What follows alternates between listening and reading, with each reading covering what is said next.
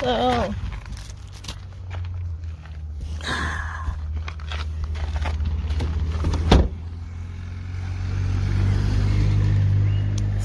it is a new day. Let's see if I can manage to get my car keys somewhere. With one hand, nah. So we're gonna try listen to a book.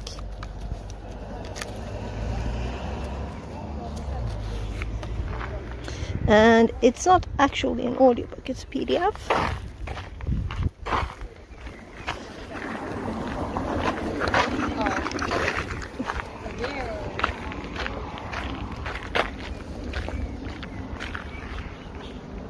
And we're going backwards.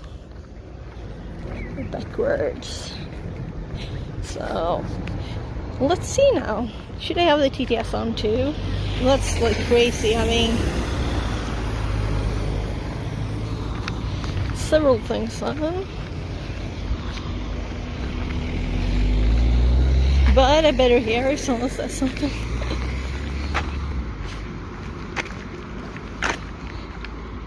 Connected to channel fix at 42. So we have that. We have this in the right angle.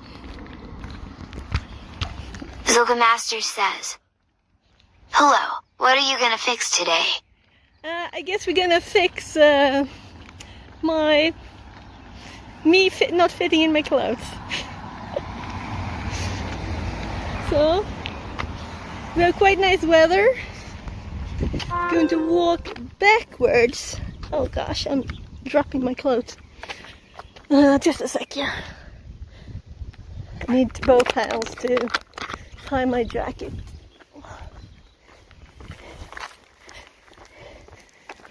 So it is warm. Hopefully you can hear the birds.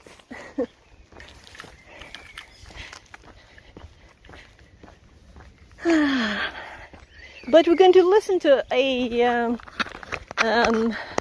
book while doing it today, so we're going to learn stuff at the same time. So let's see if I can start the book.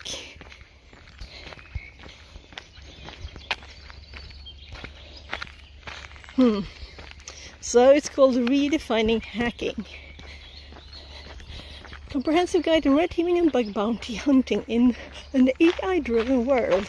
Redefining Hacking, a comprehensive guide to red teaming and bug bounty hunting in an AI-driven world.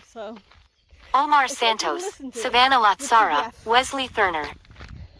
Boston, Columbus, New York, San Francisco, Amsterdam, Cape Town, Dubai, London, Madrid, Milan, Munich, Paris, Montreal, Toronto, Delhi, Mexico City, Sao Paulo, Sydney, Hong Kong, Seoul, Singapore, Taipei, Tokyo. Many of the designations used by manufacturers and sellers to distinguish their products are claimed as trademarks. Please contact us with concerns about any potential bias at ISBN 13 9780 13 Now. 458. So now. Exploiting Kerberos vulnerabilities. 459. Exploiting authorization-based vulnerabilities. 461. Understanding parameter pollution. 461. Exploiting insecure direct object reference (IDOR) vulnerabilities. 462. Understanding cross-site scripting (XSS) vulnerabilities. His current research focuses on Introduction. The art and science of red teaming and security testing are at a fascinating crossroads with emerging technologies like artificial intelligence (AI). Gone are the days when cybersecurity was merely about finding buffer overflows or SQL injection vulnerabilities. Today's security professionals face an entirely new frontier: systems that reason, adapt, and learn. The tools and techniques that served us well for decades are being transformed. AI-powered defense systems now detect and respond to threats in milliseconds, while traditional machine learning and generative AI models analyze patterns of behavior that would take human analysts months to There, pause. And then I'm going to check this thing. I'll be right back.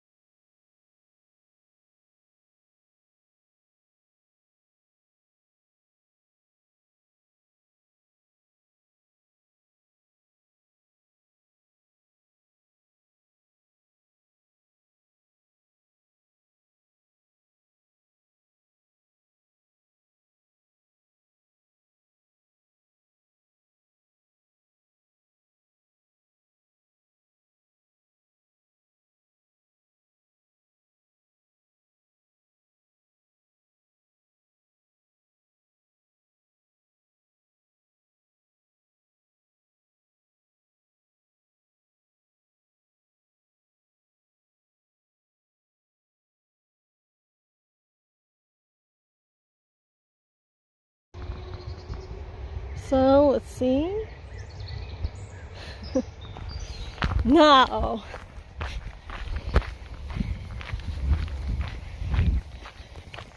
So we're going to go backwards today. We'll listen to the book.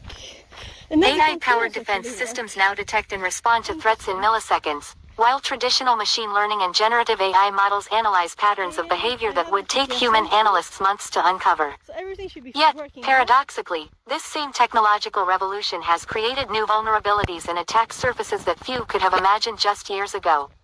This book will help you gain relevant knowledge at a crucial moment in the evolution of offensive security testing. Many organizations increasingly rely on AI-driven systems to protect their assets. Consequently, the traditional approaches to red teaming, penetration testing, and bug bounty hunting must evolve. Red teamers now need to understand the skills needed for today's environment. Bug bounty hunters must adapt to probe systems that predict and react to their every move. So it's not just Whether you're a seasoned red teamer, an aspiring bug bounty hunter, or an individual looking to understand the future of offensive security, this book will serve as your guide through this transformation. We'll explore the cutting-edge techniques being developed at the intersection of AI and security testing, from AI-powered reconnaissance to principles of exploit development. This book is your roadmap to navigating this new terrain, combining time-tested methodologies with emerging technologies to create a comprehensive approach to modern security testing. Welcome to the future of ethical hacking. Goals, objectives, approach of the book. This book provides a comprehensive framework for transitioning from traditional security testing methodologies to modern and AI-enhanced methodologies, helping you to remain effective in an evolving threat landscape.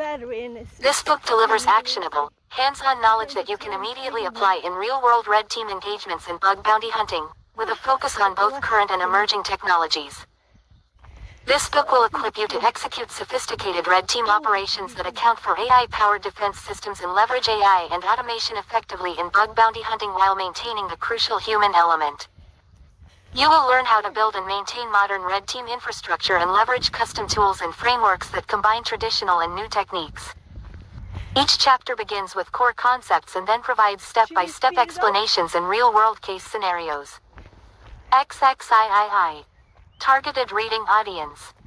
This book is designed for beginners, experienced cybersecurity professionals transitioning to red team operations, and active bug bounty hunters looking to enhance their knowledge.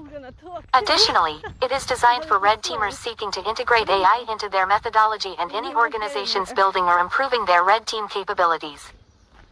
The only prerequisites are a basic understanding of networking, operating systems, and web technologies and a basic understanding of cybersecurity concepts and terminology. Book organization. Chapter 1. The evolution of penetration testing, red teaming, and bug bounties. This chapter covers the transformative journey of security testing from its origins to today's AI-augmented practices. We explore how simple vulnerability assessments evolved into sophisticated red team operations, examining the pivotal developments that shaped modern security testing methodologies, tools, and frameworks. The chapter highlights how the industry's landscape has been revolutionized by major shifts: the evolution of penetration testing frameworks, the emergence of professional red teaming incorporating physical security and social engineering, and the rise of bug bounty platforms that democratized security testing. Chapter 2. Introduction to Red Teaming. This chapter goes over the fundamental principles and methodologies that distinguish red teaming from traditional penetration testing. You will learn how red teams operate as dedicated adversary emulation units, understanding the key components of engagement planning, threat actor profiling, and the establishment of clear objectives and rules of engagement. The chapter introduces essential frameworks and discusses how they guide modern red team operations. Chapter 3.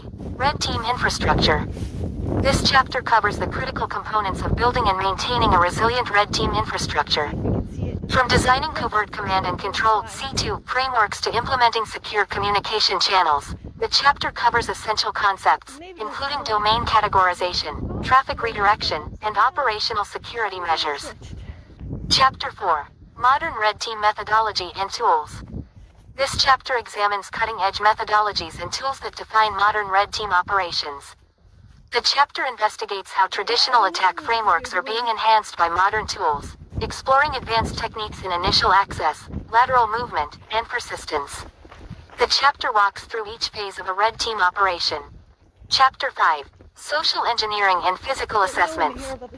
This chapter explores the human element of red teaming through advanced social engineering techniques and physical security assessments. The chapter examines how social engineering has evolved in the age of AI-powered behavioral analytics and security awareness training, covering sophisticated pretexting, phishing campaigns, and psychological manipulation techniques that can bypass modern defenses. Special attention is given to conducting safe and ethical social engineering exercises that provide valuable insights without causing harm. Moving into physical security, the chapter details methodologies for conducting comprehensive physical penetration tests, including facility access assessments, physical security control bypass, and the convergence of cyber and physical attack vectors. You will learn about modern physical security tools, RFID cloning techniques, and tactics for blending cyber and physical methodologies. Chapter 6. Advanced Post-Exploitation Techniques. This chapter details sophisticated post-exploitation methodologies that enable red teams to maintain persistent access while evading detection. The chapter covers advanced techniques for memory manipulation, process injection, and living off the land techniques, with particular focus on bypassing modern endpoint detection and response (EDR) solutions and AI-powered security tools. You will learn how to develop and implement custom implants that can operate undetected in highly monitored environments.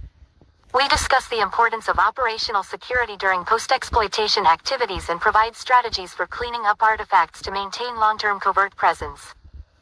Chapter 7. Active Directory and Linux Environments. This chapter explores advanced tactics for compromising modern Active Directory (AD) environments and Linux infrastructures. For Active Directory, the chapter covers sophisticated attack techniques including domain privilege escalation, credential abuse, and trust relationship exploitation, with special focus on bypassing modern security controls. Bloodhound is an open-source tool designed to map out relationships and permissions in Active Directory. It uses graph theory to visualize attack paths that could be exploited by attackers to escalate privileges or move laterally within a network. By analyzing these relationships, Bloodhound helps security professionals understand how an attacker might compromise an environment and provides insights into misconfigurations or weaknesses that need remediation. SharpHound is the data collection component of Bloodhound. It gathers information from AD environments by querying domain controllers and domain-joined systems. The collected data is then fed into Bloodhound for analysis. In this chapter, you will learn details and review examples on how to use these tools.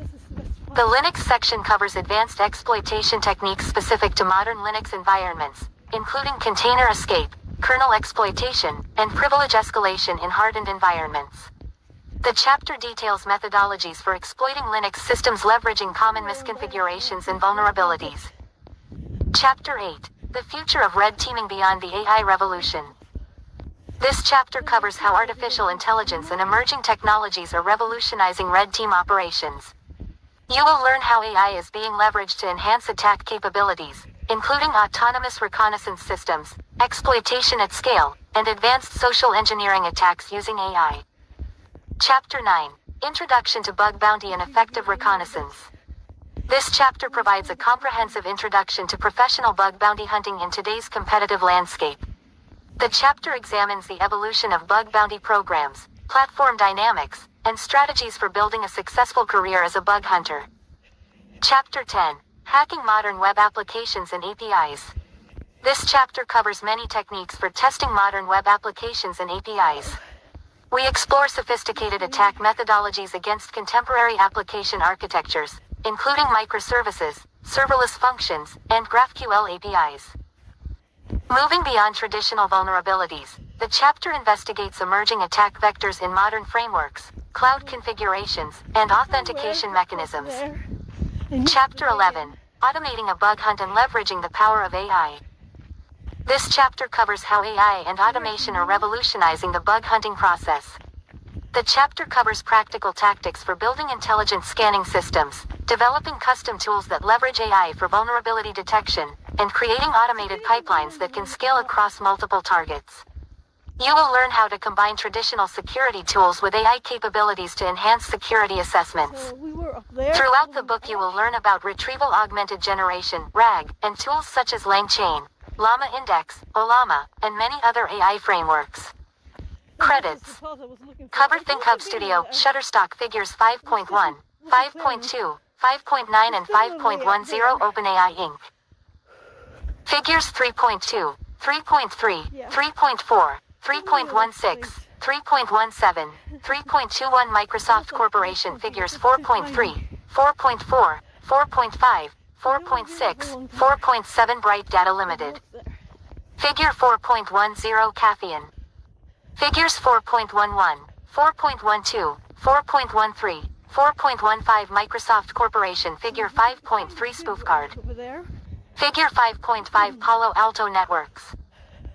Figures 5.6, 5.7, 5.17, 5.18 Microsoft Corporation Figure 5.8 Breakpoint Software Development Figure 5.13, 5.14, 5.15 and 8.8 GitHub, Inc. Figure 6.5 Jens.key. Figure 6.9 GitHub, Inc. Figures 7.8, 7.9, 7.10, 7.11 Google LLC. Figure 7.14 Mayfly. Figures 8.1, 8.3, 9.2 and 9.4 Google LLC. Figures 10.3 and 10.16 Wireshark Foundation. Figures 10.7, 10.9, 10.10, 10.11, 10.12 Apple Inc. Figures 10.20 and 10.21 Mozilla Foundation. Figure 10.25 Port Swigger Limited. Figure 10.26 Zap Dev Team. Figures 11.5, 11.12 Apple. 14, 1010, 1845, 1086, greater than the evolution of penetration testing, red teaming, and bug bounties. Chapter Objectives. After reading this chapter and completing the exercises, you will be able to do the following. Understand the fundamental concepts and significance of penetration testing, red teaming, and bug bounty programs. Identify the different use cases for the individual programs in an organization. Develop strategies to effectively integrate the different programs into a cohesive plan to improve the security posture of the organization. Into the abyss. Let's be honest, sometimes, being a red teamer can get a little predictable, especially on an internal team. The organization has a robust bug bounty program, and the external perimeter is well hardened. Sure, it's fun and still a challenge at times. Sometimes, though, you want more, something that will make you sweat a little, maybe second-guess career choices. That something is what Wesley, got not too long ago. The objective for this red team engagement was to gain access to our artificial intelligence, machine learning, AI, ML, research division and attempt to obtain training data, access proprietary information, and exfil private datasets. I knew it would be a bit more of a learning curve than a usual engagement, but I didn't know what I was in store for. 1. Team training data. I scoffed to myself when I first saw the objective. That's like trying to poison a unicorn's dreams. Fixerbot says. That's like trying New to follower Cuneo. Less than 3. That's like trying to poison a unicorn's dreams. I figured it'd be another walk in the park. Do a little fishing, find a vulnerability, exploit it, move laterally, game over. But, boy, was I wrong. I think my arrogance got the best of me when I thought this would be quick to set up.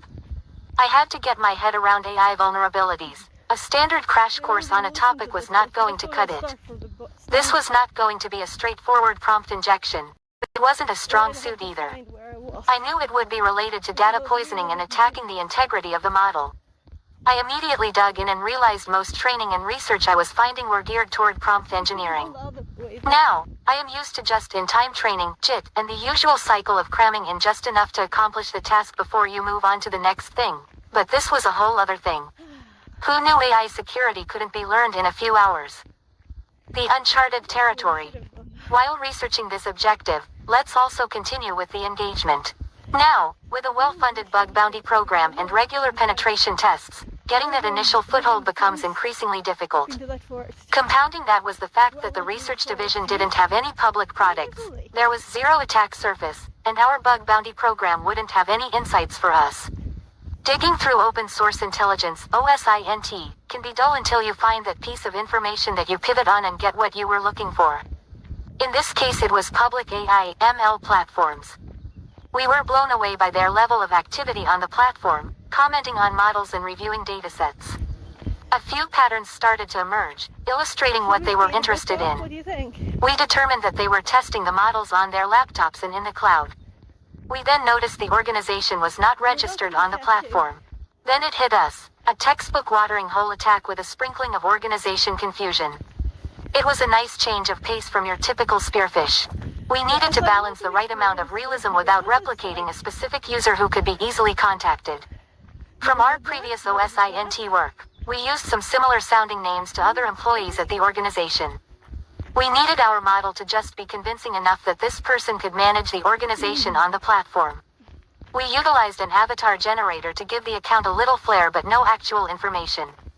With a created persona, then we would need to create a fake organization. That was the easy part, just use the official name and logo. Without any form of verification on the platform, we could be whoever we wanted to. We stole some boilerplate text that we had seen in some of their GitHub repos to make them feel at home. The AI crash course. This scenario wouldn't be your typical phishing payload, and we had to pivot because our normal playbook wouldn't work. The clock was ticking, and my understanding of AI vulnerabilities felt like a house of cards in a hurricane. The pressure was immense. Each failed attempt to grasp the nuances of adversarial attacks or model poisoning felt like a punch to the gut. I was out of my depth, and the deadline loomed large. In desperation, I reached out to a few data scientist friends, the kind who were always tinkering with the latest AI models and frameworks. Their eyes lit up when I explained my predicament. They saw it not as a crisis but as a challenge, a puzzle to be solved. Over countless cups of coffee and late-night video calls, they patiently guided me through the labyrinth of AI security. They helped me build a mental model, a framework where I could slot in the bits and pieces of information I was frantically gathering. Their explanations were peppered with those invaluable aha moments. That's not how that works. And, you're probably looking for it to do this, insights that transformed confusion into clarity. But theory alone wasn't going to cut it. I needed to get my hands dirty. So, I turned to the AI oracle itself, ChatGPT.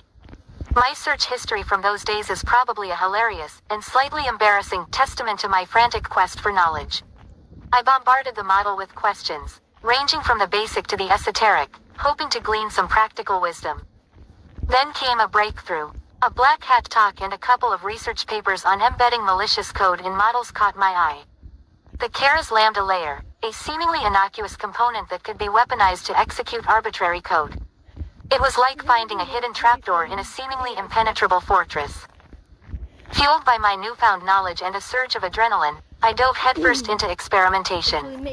The Lambda layer became my playground, a canvas for crafting a simple Python stager that would download and execute a command and control C2 agent. It was a delicate dance, balancing stealth with functionality. With each successful test, my confidence grew. The fog of confusion lifted, replaced by a sense of purpose and determination. I was no longer a red teamer stumbling in the dark. I was a student, rapidly mastering a new language, a new way of thinking. The clock was still ticking, but the panic had subsided. I had the tools, the knowledge, and the resolve to face the AI challenge head-on.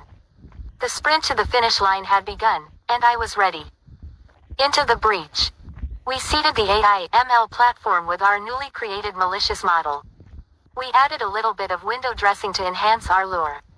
The trap was finally set, our malicious model mixed in with legitimate ones. Now the waiting game began. Then, it happened. A notification that AC2 agent beaconed back, and this time we weren't testing. Our model had been downloaded and executed. The adrenaline surged through us, a mix of exhilaration and trepidation. Our objective was clear, infiltrate the research division. So, instead of the usual mad dash for domain admin, we took a more measured approach. We meticulously enumerated the host, cataloging its secrets. We identified some local data on the laptop, a potential treasure trove. There were numerous sets of training data to go through. However, as we dug deeper, our hopes plummeted. It was all synthetic or properly anonymized data. The emotional roller coaster of discovery and disappointment was exhausting. We couldn't afford to dwell on setbacks. We went back to sifting through the host's history. A pattern emerged, frequent interactions with another internal host. We could tell that the user interacted with the host multiple times a day. It was a host none of us were familiar with. It was a breadcrumb trail we couldn't ignore. The host was single sign-on, SSO protected, but we had a trick up our sleeve: session hijacking. We would still need their credentials though. So, we crafted a fake pop-up, a convincing replica of the SSO login page, and timed it to appear during the user's early morning routine. We adjusted our C2 agent to beacon back to us in the morning before we kicked off the attack. With our C2 agent lying dormant, waiting to spring to life, we were ready to capture the precious credentials. The plan worked flawlessly. Our C2 beaconed back and we were ready. The pop-up captured the user's credentials. We were ready for the next steps. We extracted the cookies from Chrome. We now had everything we needed for the internal site. A quick proxy setup and we were in. The site hosted Jupyter notebooks, filled with lines of Python AI code. As I analyzed the code, it quickly grew beyond my grasp of AI. My lack of AI knowledge was a glaring weakness. Thankfully, my data scientist friends had equipped me with a new skill: prompt engineering. It was time to put that skill to the test. I carefully crafted queries, beginning to understand not only the code, but the flow of data when it ran. The process was painstaking, but eventually, we struck gold. Once we understood the data the model was training on, we also learned where it was located: a data source, non-anonymized customer dataset that was ripe for the taking. Finally, we were in the last stages of the attack. We verified access controls of the data source, and to our surprise, we determined that we could write to the data source. Now if we were some nefarious attacker, we could just go ahead and start manipulating the data. However, we wanted to ensure that we would survive to run another engagement. During our initial queries of the database, we determined that it was a cloud-hosted database. We got lucky with some metadata that included the original query as the source of the data. We knew then that this was a copy of data used for training and not the original data. For training the model, it appeared that it was a one-time snapshot of the data. They were not refreshing the data regularly. This dataset consisted of competitor analysis and sales figures for our widgets. The function of the model was to predict competitor pricing and suggest pricing for our widgets. With our lack of data analytic skills, the most straightforward attack we thought of was reducing competitor pricing. This should result in suggesting lower prices, thus reducing profitability. We wrote a rough Python script to randomly reduce a competitor's price by 1 to 10%. Now we had to wait for them to tweak and train the model. I wish I could say it happened quickly, but we ended up waiting a week before they ran it again. We thought it was over, and we went into report writing mode, not sure if we would hit our final objective, but in the end, we achieved our objective. We proved we could taint the data before the model was trained. Culmination. Our objective was complete. We had breached the research division, accessed sensitive data, and exposed vulnerabilities in their AI models. It was a hard-fought victory, a testament to our team's adaptability and perseverance. As we called it a day, a sense of satisfaction washed over us. We had not only completed the engagement but also learned valuable lessons about the ever-evolving landscape of AI security. This experience would undoubtedly shape our future Red Team endeavors, reminding us that even in the face of the unknown, with the right tools, knowledge, and a dash of ingenuity, we can overcome any challenge. Next steps.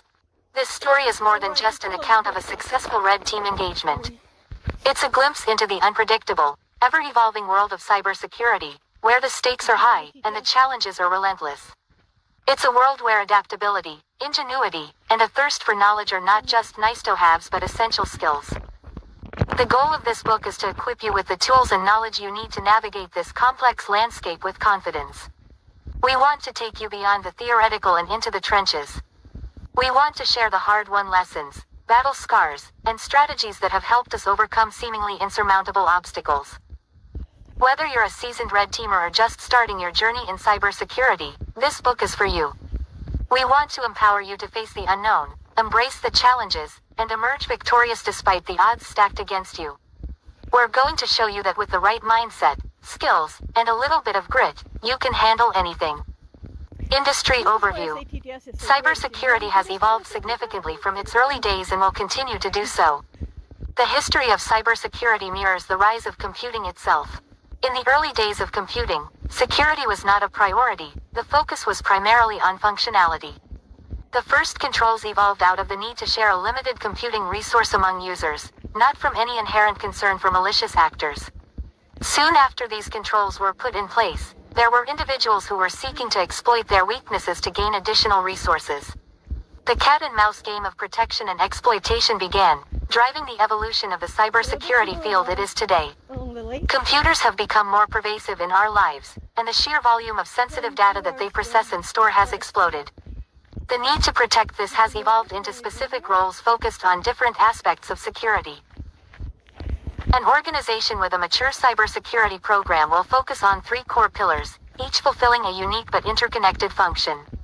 Penetration testing, red teaming, and bug bounty programs form this triad of modern cybersecurity. While each of these programs serves a distinct purpose, their effectiveness is amplified when they are implemented in concert. Each individual program will increase the effectiveness of the others when they inform each other. Providing an ongoing feedback loop generated between them fosters continuous improvement, enabling organizations to stay one step ahead of evolving threats. Further. What are penetration testing, red teaming, and bug bounties? Yeah. As cybersecurity has matured, specific disciplines have emerged over the years. These essential practices of penetration testing, red teaming, and bug bounties evolved to address the threat landscape and play a crucial role in bolstering organizational security. These different disciplines are often confused with each other, so it is important to understand the terms as well as the differences. We will dive deeper into these in the following sections, but for now, we will define them. Penetration testing, often referred to as pen testing, is a security assessment designed to identify vulnerabilities and verify them through exploitation. Why are these disciplines important? In today's interconnected world, where cyber threats are in the news every single day, organizations are facing increasingly sophisticated and persistent threats. These organizations need to take a proactive and holistic approach to cybersecurity. Penetration testing, bug bounties, and red teaming are no longer optional activities. They are essential components of a robust cybersecurity strategy. These components offer distinct yet complementary approaches to assessing defenses, uncovering vulnerability. These components offer distinct yet complementary.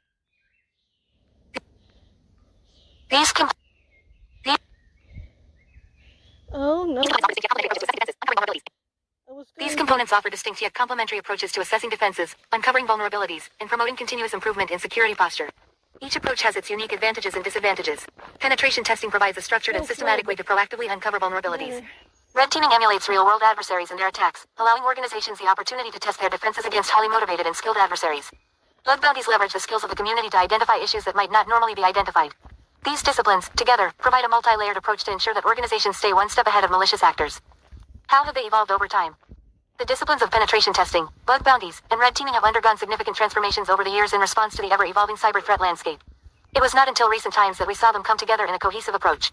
In the early days of penetration testing, it was a very manual process to identify vulnerabilities. Information was not shared as readily and neither were tools available. As the technology stack has advanced, so have methodologies and tooling availability. Similarly, red teaming has evolved from military-related, war gaming, exercises to highly sophisticated long-term engagements that emulate the tactics, techniques, and procedures (TDBs) of real-world threat actors and their attacks. Just as adversaries have grown in sophistication, so have operators. Most operations emulate advanced social engineering and malware development to assess an organization's defenses. Finally, bug bounties have also gone through a maturation process. What started off as informal arrangements with limited scope and unknown rewards have become well-established programs. These days, many organizations have structured programs with substantial financial incentives for researchers to participate in programs. They leverage the collective expertise of the community to identify issues. The early days and evolution of penetration testing.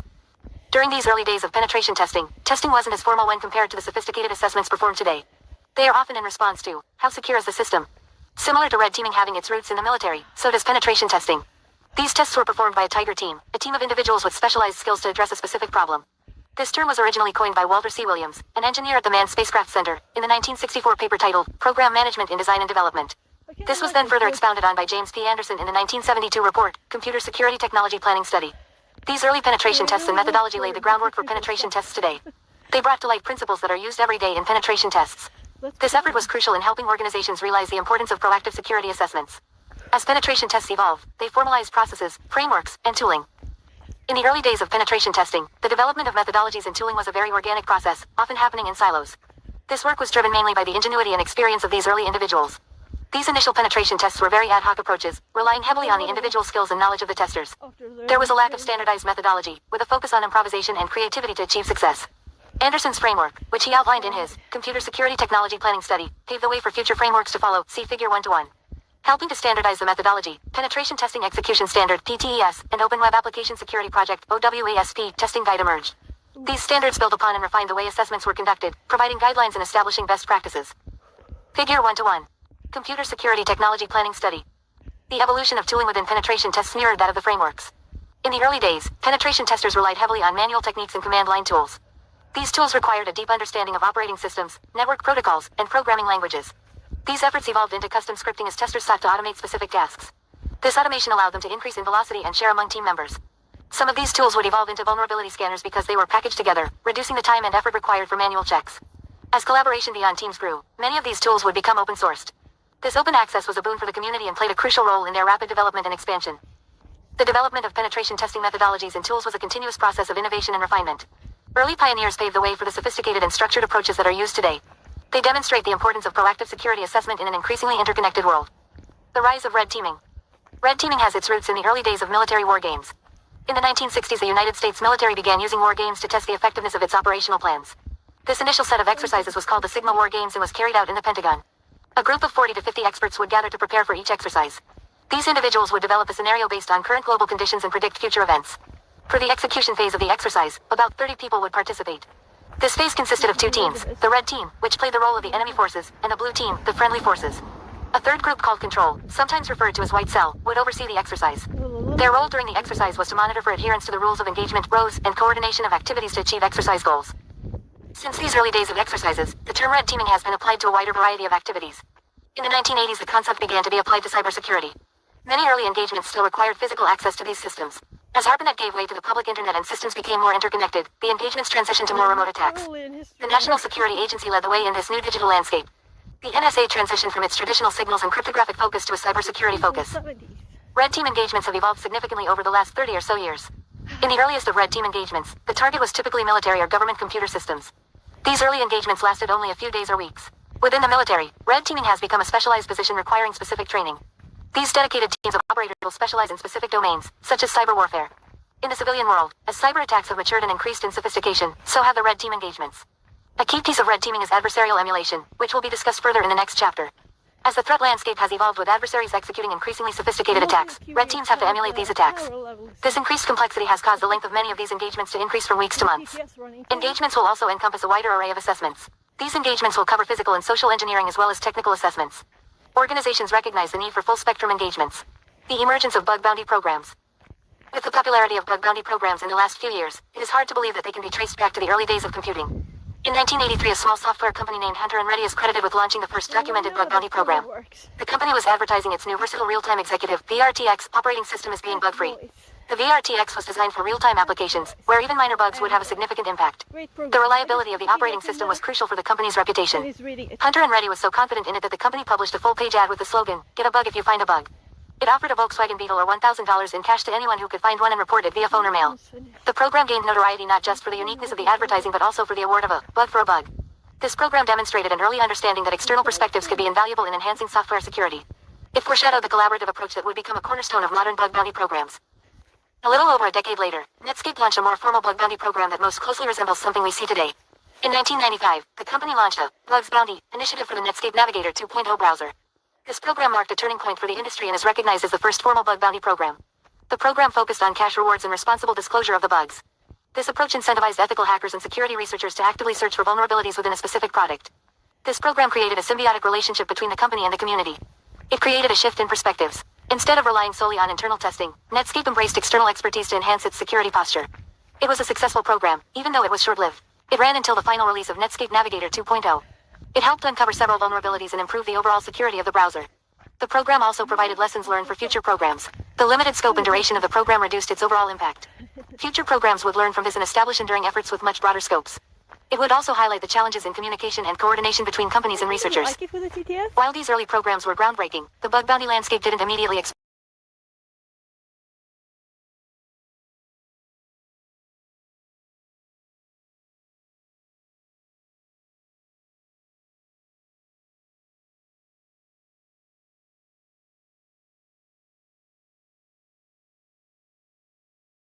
The program established new norms within the community. The company offered an open invite program for security researchers like earlier programs but differed with its transparency and recognition. Mozilla pioneered a policy of transparency and recognition by publicly crediting researchers who responsibly disclosed vulnerabilities. This approach helped establish a sense of community and encouraged ethical reporting practices. The public recognition helped the community grow by identifying other researchers and encouraging collaboration. As with previous programs, the company offered financial rewards for disclosing vulnerabilities. It established the practice of different rewards based on the severity of the vulnerability. Like previous programs that focused on a single product, the company evolved its scope from solely the Firefox browser to include its other products as well. During this time, Mozilla faced challenges of triaging and prioritizing the large volume of submissions. It defined and refined processes for triaging vulnerabilities based on severity and potential impact. Today, bug bounty programs have become a cornerstone of cybersecurity strategies for countless organizations, from tech giants to startups. Platforms like HackerOne and BugCrowd connect companies with a vast network of ethical hackers, facilitating the identification and remediation of vulnerabilities before they can be exploited by malicious actors. The history of bug bounty programs is a testament to the ongoing evolution of cybersecurity and the crucial role that collaboration between organizations and the security research community plays in safeguarding the digital world. The convergence of penetration testing, red teaming, and bug bounties. Through penetration testing, red teaming, and bug bounty programs, an organization has one common goal: to improve its security posture. Using these proactive measures to identify and address these vulnerabilities reduces risk across the organization. A number of factors drive organizations. An evolving threat landscape with the sophistication of cyber attacks has escalated quickly. Organizations require a more holistic and proactive security strategy to stay ahead of evolving threats. Point-in-time security assessments are no longer sufficient. Organizations need ongoing vulnerability discovery and mitigation to keep pace. Organizations with the resources for internal teams can optimize investments through collaboration, whether that is internal or external. While each one of these requires specialized skill sets to excel in their respective fields, there is some overlap, as illustrated in Figure 1 to 2. There is a baseline of common knowledge across these roles and, when paired with each other, they provide complementary skills to enhance their overall capabilities. Internal security teams can benefit greatly from the fresh eyes and expertise of external security researchers like bug bounty hunters. Red teaming, adversarial emulation, social engineering, persistence, evasion, vulnerability assessment, exploitation, adversarial mindset, analytical skills, risk assessment, methodology, reporting, communication, collaboration, penetration bug bounty testing. Figure 1 to 2. Overlap in skill sets. Hybrid engagements represent a significant advancement in the field of security testing. Very nice. By strategically combining diverse assessment methodologies and leveraging both internal and external expertise, organizations can achieve a more comprehensive and effective security posture. As the threat landscape continues to evolve, hybrid engagements will likely become even more prevalent, enabling organizations to proactively defend against increasingly sophisticated cyber attacks. The convergence of these security practices represents a positive shift toward a more comprehensive and adaptable approach to safeguarding organizations in an increasingly complex cyber landscape. The ability to leverage the results of penetration testing, red team engagements, and bug bounty programs to inform and plan future efforts is indispensable. By harnessing the strengths of each discipline and fostering collaboration, organizations can build a robust and resilient security posture. The future of penetration testing, red teaming, and bug bounties. Penetration testing, red teaming, and bug bounties are the cornerstones of proactive defense. Once considered isolated activities, their boundaries are blurring as security teams embrace a unified approach to identifying vulnerabilities. Penetration testing is a tried and true method that simulates real-world attacks to uncover weaknesses. Tomorrow's penetration testers will be masters of automation and possess the intuition to identify attack vectors not known yet. The shift from periodic, manual pen tests to continuous testing will become a priority. Integration into development cycles will further the shift-left security mindset, ensuring that security is baked in from the start and reducing overall costs. Red teamers are experts in emulating the TDPs of sophisticated threat actors. The collaboration between red and blue teams during purple team engagements includes efforts to automate and continuously assess security controls. This includes the migration toward continuous assessments and leveraging knowledge gained during red team engagements through automation of those techniques. Scaling one-off efforts into an ongoing process will ensure organizations are constantly testing their defense and adapting to evolving threats. The future of penetration testing, red teaming, and bug bounties is intertwined. These once distinct disciplines will merge, forming a cohesive and dynamic approach to security. Artificial intelligence and machine learning will play a pivotal role in automating routine tasks, enhancing human expertise, and enabling proactive defense strategies. In this ever-evolving cybersecurity landscape, the key to success lies in continuous adaptation, collaboration, and a relentless pursuit of knowledge. By embracing new technologies and methodologies, organizations can stay ahead of the curve and safeguard their critical assets against an increasingly sophisticated threat landscape. The increasing use of AI and ML in penetration testing, red teaming, and bug bounties. The integration of artificial intelligence and machine learning is ushering in a new era of cybersecurity practices. There will be a divide between security professionals and organizations of those who evolve with it and those who do not. It is becoming an expectation that all roles have some level of familiarity with artificial intelligence and machine learning. There are many different avenues to integrate into workflows, and we will discuss a few within this book. In penetration testing, AI-powered tools will automate information gathering and reconnaissance, rapidly identifying potential targets, vulnerabilities, and attack paths, thus enabling penetration testers to focus on strategic exploitation. AI-driven models will analyze attack surfaces and potential threat actors, guiding penetration testers to prioritize the most critical areas of vulnerability. ML algorithms can be utilized to analyze vulnerabilities, and as a result, greatly reducing the amount of time penetration testers are reviewing results and providing prioritized targets. Lastly, a personal favorite is the ability to generate detailed reporting based on results with remediation recommendations. The ability of AI models to analyze and provide predictive threat modeling allows red teamers to focus on the advanced techniques and proactively identify potential attack scenarios and tailor their TDPs accordingly. AI will continue to enable the development of sophisticated phishing campaigns and targeted social engineering attacks. Lastly, they will help organizations evaluate their incident response capabilities by analyzing security information and event management, SIEM, logging and attacks, providing more comprehensive timelines of activities. Lastly, they will help organizations evaluate their incident response capabilities by analyzing security information and event management, SIEM, logging and attacks, providing more comprehensive timelines of activities. For organizations with a large bug bounty footprint, ML models will be used to analyze bug reports and prioritize them based on severity, potential impact, and likelihood of exploitation, greatly streamlining the process. AI-driven tools will reproduce and validate reported vulnerabilities, reducing the time and manual efforts required for security teams to assess and fix them. The increasing use of AI and ML is poised to revolutionize penetration testing, red teaming, and bug bounties, driving innovation and improving the overall effectiveness of cybersecurity practices. As these technologies continue to mature and evolve, they will empower security professionals to better identify and mitigate vulnerabilities, proactively defend against threats, and ensure a more secure digital future. This chapter explores the interconnected world of penetration testing, red teaming, and bug bounties, highlighting their vital role in the modern cybersecurity landscape. We covered a real-life red team engagement targeting an AI/ML research division, emphasizing the challenges of adapting to new technologies and attack surfaces. It underscores the importance of continuous learning and collaboration in the face of an evolving cybersecurity landscape. Then we dived into the evolution of each discipline, from its early days to the sophisticated practices of today. The convergence of these three disciplines identified the overlap in the skill sets between these roles. Organizations that can properly leverage these to form a robust security strategy will thrive. There is a need for continuous learning, adaptation, and a unified approach to stay ahead in the ongoing battle against evolving cyber threats.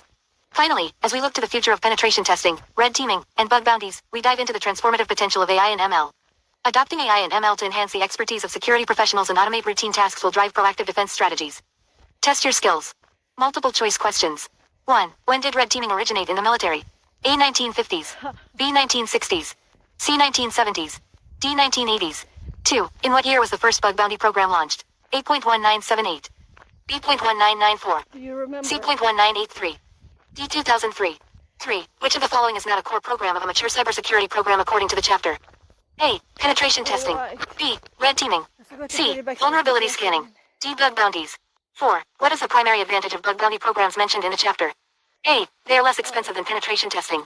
B. They leverage the skills of the external security community. C. They can be conducted more frequently. Pause. Scroll past the questions. 203. Introduction to red teaming. Chapter objectives. After reading this chapter and completing the exercises, you will be able to do the following. Understand what red teaming is and its importance. Identify common red team frameworks and methodologies. Explain types of red team engagements. What is red teaming? In the preceding chapter, we dug into the history of red teaming and its roots in 1960s military war games. Then we followed along as it evolved into modern-day red teaming. Red teaming can take on a variety of forms because it can be applied in a variety of roles and even outside of cybersecurity. Let's take a moment to outline what red teaming is. It is a broader, multi-layered approach that encompasses a wide variety of tactics, techniques, and procedures TDPs.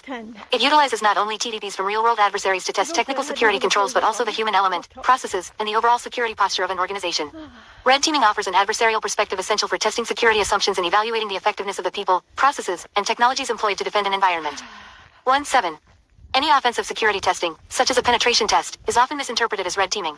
They both play important roles in cybersecurity, but they tackle different goals and use different approaches. The goal of a penetration test is to find as many vulnerabilities as possible in a controlled manner, typically within a defined scope and timeframe. The objective is solely to exploit the systems and document weaknesses for remediation. It does not challenge the detection and response capabilities, nor does it evaluate the involvement of people or processes in preventing such attacks. Red teaming generally focuses on achieving a particular objective, such as gaining access to sensitive data or compromising critical infrastructure. It is designed to challenge the detection and response capabilities of an organization to assess how well they can identify, respond, and contain an ongoing attack over an extended period from persistent threats. The emphasis here is on creatively executing multi-step attacks to achieve the objective while avoiding detection. Red teaming comes in many different forms, and we will dive into the wide variety of engagements later in this chapter. However, let's discuss the importance of red teaming first. The importance of red teaming. Red teaming is an essential component of a robust cybersecurity strategy, offering a proactive approach to identifying and addressing weaknesses in an organization's defenses. By emulating real-world adversarial tactics, techniques, and procedures, red teaming provides unparalleled insights into an organization's resilience against cyber threats. Its importance can be broken down into several key aspects: identifying critical vulnerabilities, challenging assumptions, and emulating industry-specific relevant threats. Identifying critical vulnerabilities.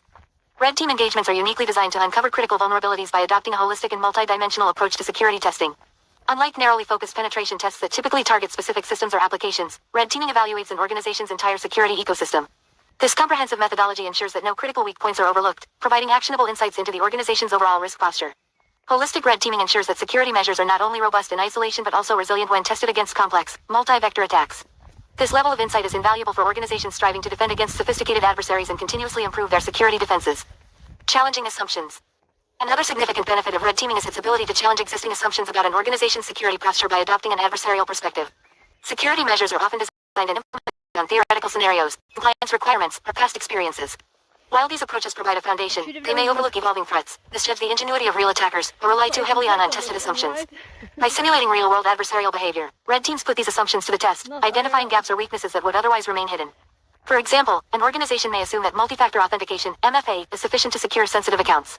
A red team, however, might exploit social engineering tactics to bypass MFA, such as phishing for authentication tokens or intercepting SMS-based codes. These exercises highlight potential flaws in processes that, while theoretically robust, may fail under real-world conditions. This validation is critical for ensuring that security controls perform as expected, not only in controlled environments but also under the stress of actual attacks. It shifts the focus from the dreaded, checkbox security, of meeting regulatory or compliance requirements to actually building security systems that are truly resilient against modern threats. Ultimately, this adversarial perspective promotes a more adaptive and realistic approach to security. It encourages organizations to constantly question their defenses, refine their assumptions, and stay ahead of evolving threats, making their security posture more robust and resilient. Emulating industry-specific threats. The specific threats an organization will likely face can vary depending on the industry. For example, a financial organization is often targeted by highly specialized groups, such as those involved in banking fraud or targeting payment systems. In contrast, healthcare organizations often face threats from ransomware groups seeking to disrupt critical systems or steal patient data. A tailored red team engagement might involve simulating ransomware propagation or exfiltration of electronic health records, testing not just the technical defenses but also the response protocols and business continuity plans. The exact TDPs are replicated in the red team engagements to test the relevant defenses that the organization is most likely to encounter. By replicating the exact threats an organization is likely to encounter, red teaming ensures that security measures are aligned with the realities of the threat landscape. Red teaming provides an opportunity for organizations to gain insight into how effectively they can detect, respond to, and recover from real. Panatong says. Red teaming provides an Best opportunity. view hairs on Streamia. Com. Remove the space. Red teaming provides an opportunity for organizations to gain insight into how effectively they can detect, respond to, and recover from real-life cyber attacks. The emulation of adversarial attacks gives the Security Operations Center, SOC. LOL, how did Automod get mine but not the actual bot? The emulation of adversarial attacks gives the Security Operations Center, SOC, the ability to evaluate current detections and alerts. Creating new detections and alerts while having the opportunity to retest and tune them is immeasurable. Red teaming is a powerful tool for organizations to strengthen their security posture proactively. It provides a real-world lens through which to evaluate vulnerabilities, challenge assumptions, and test defenses comprehensively. By tailoring engagements to industry-specific threats and focusing on detection, response, and recovery, red teaming enables organizations to anticipate and mitigate risks effectively, fostering resilience in an ever-evolving threat landscape. Red team frameworks and methodologies. In the ever-evolving landscape of cybersecurity, red teams play a crucial role in proactively identifying and mitigating vulnerabilities before malicious actors exploit them. To effectively emulate real-world adversaries and provide meaningful assessments, red teams rely on established frameworks that guide their operations and enhance communication with clients. These frameworks offer a standardized approach to understanding adversary TDPs, enabling red teams to conduct more realistic and targeted attacks. Moreover, they bridge the gap between offensive and defensive security perspectives by providing a common language for discussing threats and vulnerabilities. This shared understanding facilitates collaboration between red teams, blue teams, and leadership within an organization. This collaboration ultimately results in more effective detection engineering and overall improvement in an organization's security posture. The sections that follow describe the frameworks that represent some of the most common and valuable resources used by red teams today. MITRE AD and CK Framework. The MITRE AD and CK Framework is a comprehensive knowledge base that systematically catalogs adversary TDPs observed across the kill chain. It is recognized across the industry and is a standard for effectively communicating about cyber attacks. It was developed by the MITRE Corporation and is regularly updated to reflect the evolving threat landscape. It is utilized across organizations, such as the Red Team, Threat Intel, and SOC teams, to ensure they understand the risk and address it. The ATT and CK framework is organized into a number of matrices, each one focusing on a different domain. They are tailored for each of the domains, enterprise, ICS, and mobile. Red teams leverage the framework to emulate real-world adversary behavior during engagements. It also aids in mapping red team activities to specific TDPs, which facilitates the detailed analysis of detection engineering and the measurement of security control effectiveness. Unified Kill Chain. The Unified Kill Chain, UKC, is a conceptual framework that is the evolution of a number of previous efforts.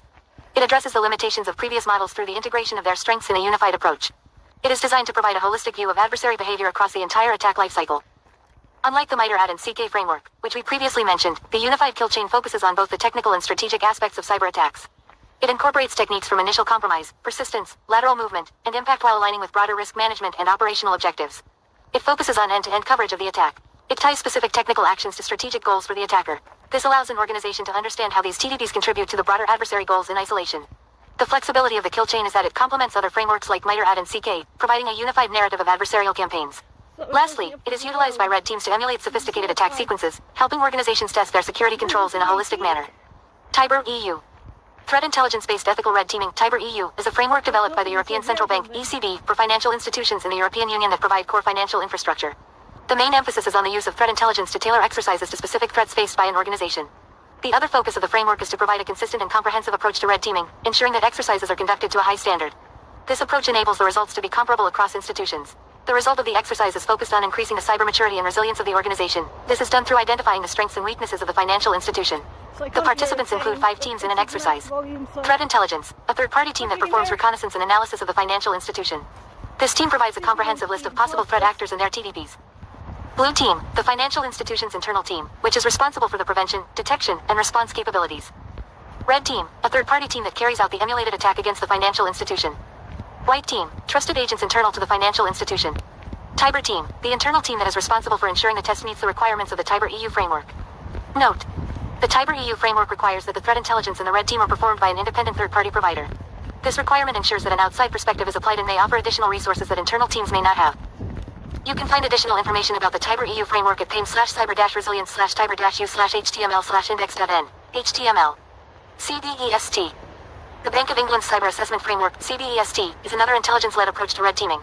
It is a comprehensive framework used to assess and enhance the cyber resilience of UK financial institutions. Red team activities are tailored to specific threats and vulnerabilities that are faced by the specific financial institution that is being assessed. It prioritizes the testing of critical systems and functions that are essential for the institution's operations. The assessment follows the principle of the golden thread, which is a traceable link between the identified threats from the intelligence assessment and the resulting actions the firm takes to mitigate those threats.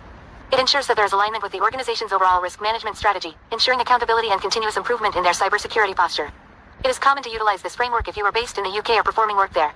An example would be a UK-based payment processor that wants to evaluate its defenses against data exfiltration. This type of framework would be required. In an exercise, the participants include 4 teams. Threat Intelligence Service Provider. This third-party team provides an external threat intelligence assessment, creates scenarios for the assessment, and completes the threat intelligence maturity assessment of the firm. Penetration Test Service Provider. This third-party team plans and executes based on the threat intelligence scenario, completes the detection and response capability assessment, drafts the penetration test findings report, and provides feedback. Firm Control Group. The firm selects members for the control group. The Control Group Coordinator, CGC, will coordinate all test activities for the firm to include project management of the assessment, quality assurance, and stakeholder coordination. Regulator. This team provides guidance and oversight throughout the assessment, reviews findings and remediation plans, and takes action on required regulatory activities. Red Team Engagements. Red Team engagements come in various forms, each tailored to specific objectives and organizational needs. Think of it like the right tool for the job. Choosing a hammer to turn a screw may not be the optimal outcome or effective use of resources. Similarly, different cybersecurity threats require different approaches to testing your defenses. The choice of engagement depends on a variety of factors, including the organization's size and industry, its risk tolerance, and the desired outcomes it hopes to achieve. For example, a small startup will have different needs and risks when compared to a multinational bank. Similarly, an organization primarily concerned with data breaches will require different types of red team engagements than one focused on physical security vulnerabilities. Understanding the different types of red team engagements is crucial for selecting the most appropriate approach to assess and enhance an organization's security posture. Let's explore some of the most common types of red team engagements. Full scope. A full scope engagement is the classic and most extensive type of engagement. The red team utilizes everything within its arsenal, incorporating threat intelligence, physical and social engineering, as well as cyber, usually with an extended timeline to accomplish these activities. This approach allows for a holistic assessment of an organization and test of its resilience. During a full-scope engagement, a significant investment is required from a time and resource perspective.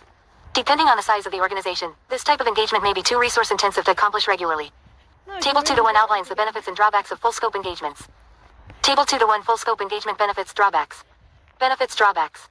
Holistic assessment. The engagement assesses the organization's overall resilience, including its ability to detect and respond to attacks across various domains.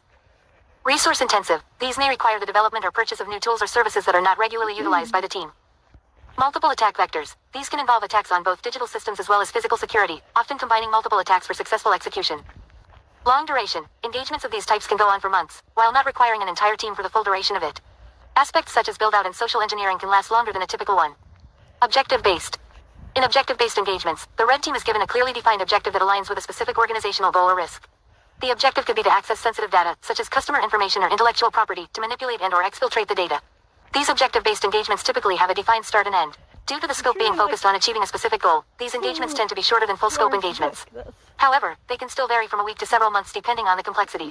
Table 2-2 outlines the benefits and drawbacks of objective-based engagements.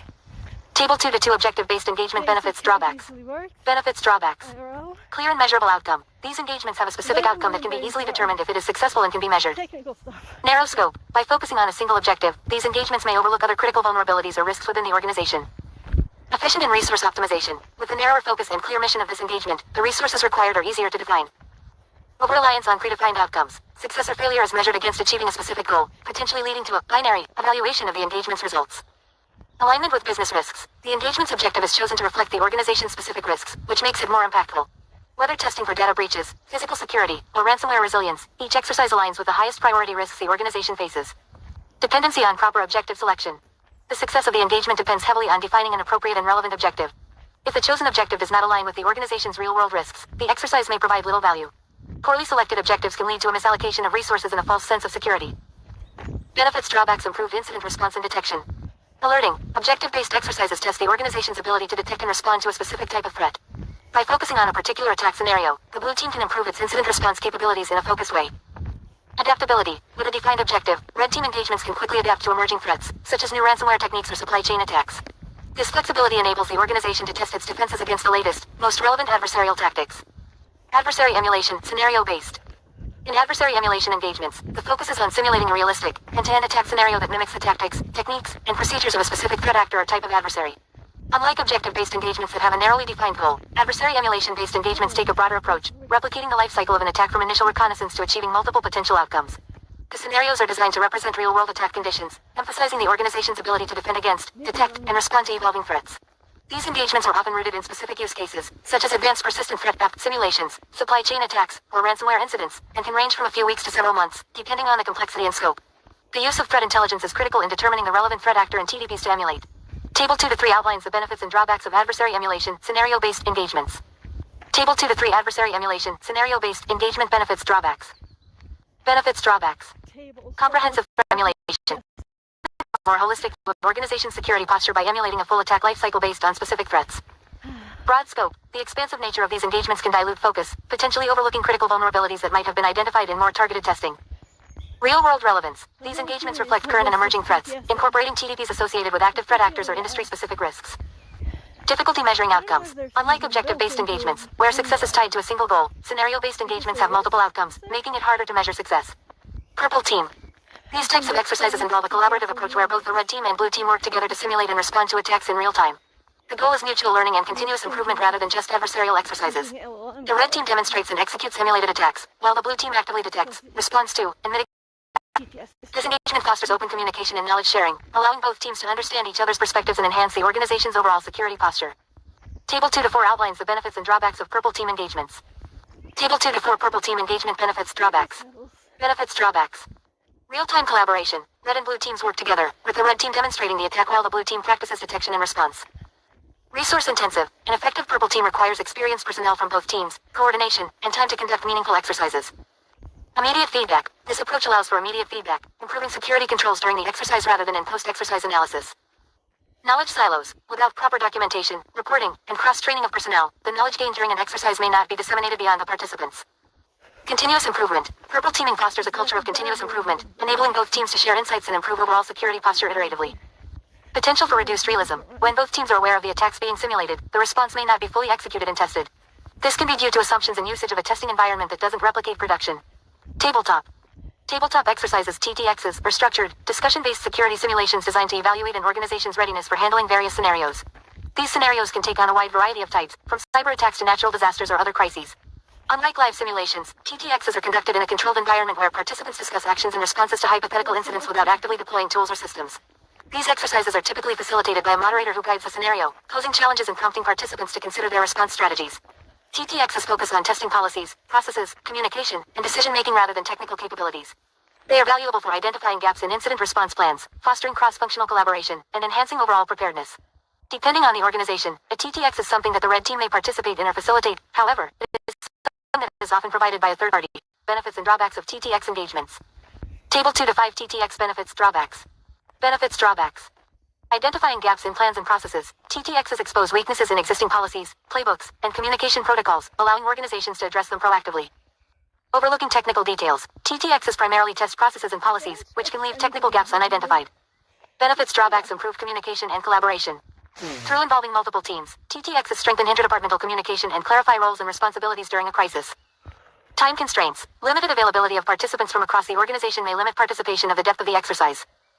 Cost effective. Because TTXs do not involve active systems or tools, they are less resource intensive than the cost of the personnel involved in the exercise.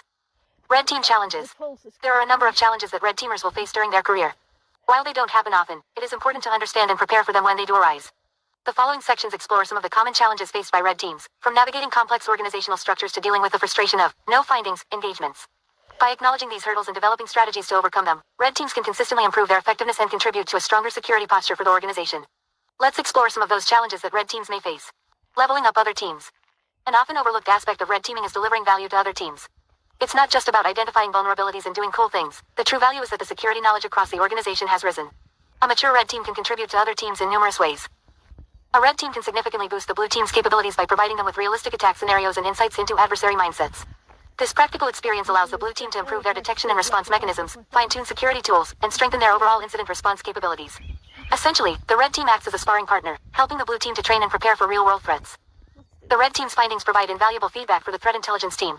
Through sharing information on exploited vulnerabilities, attack vectors, and observed tactics, techniques, and procedures, the Red Team helps the threat intelligence team refine their threat models, improve threat hunting efforts, and provide more accurate and timely warnings within the organization.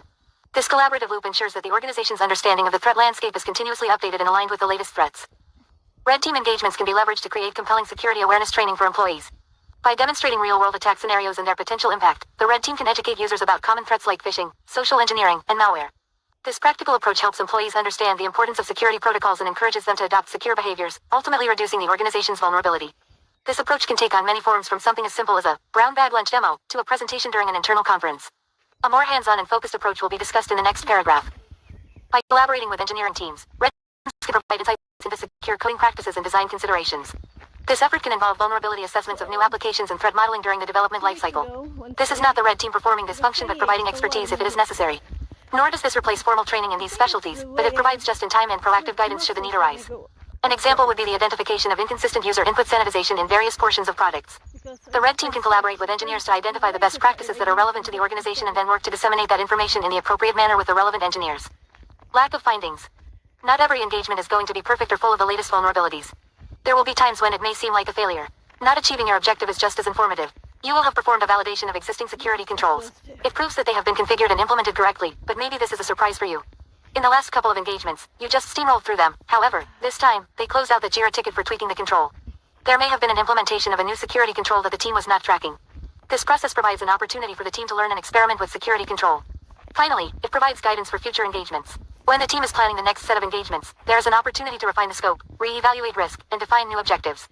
It is an opportunity to learn and improve, not a sign of defeat. This chapter introduces red teaming, highlighting its significance in cybersecurity and contrasting it with penetration testing. While penetration tests focus on uncovering vulnerabilities in a controlled scope, red teaming adopts a broader, adversarial approach to assess an organization's overall resilience, including people, processes, and technology. We then discuss the importance of red teaming in identifying critical vulnerabilities, challenging security assumptions, and simulating industry-specific threats. The chapter underscores how adversarial perspectives foster realistic security measures and adaptive defenses.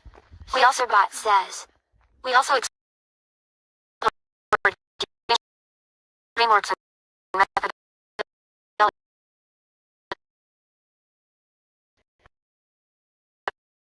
view of attack life cycles tied to adversary goals.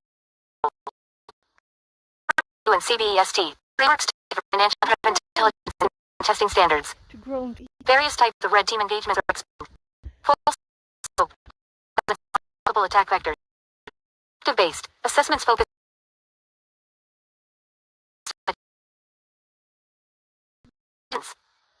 Purple teaming, collaborative exercises between red and blue teams for real-time learning and improvement. Tabletop exercises, discussion-based incident readiness. Red teaming enhances detection, response, and capabilities. Security posture with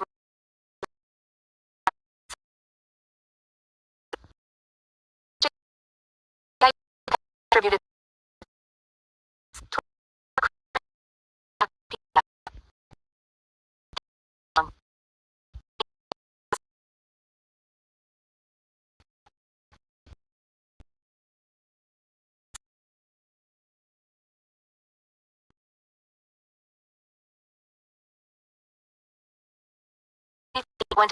461.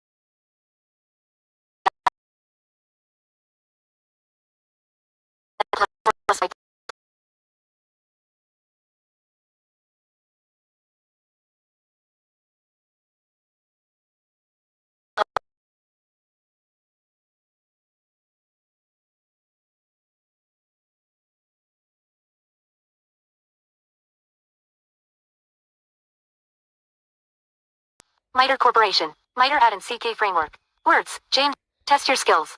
Multiple choice questions. 1. Which of all best describe the mindset and courage? I'm sorry, I'm gonna skip the questions. So we're going to 314.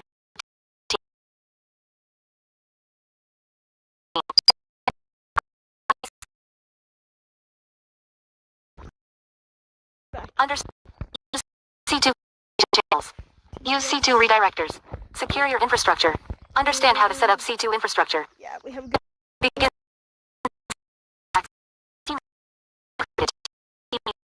To blend is critical because your infrastructure as an attacker is what sets you up for success while executing and maintaining access in a compromised environment. In the last few years, there has been a significant shift toward using cloud platforms such as Azure and Google Cloud for red team infrastructure. Traditionally,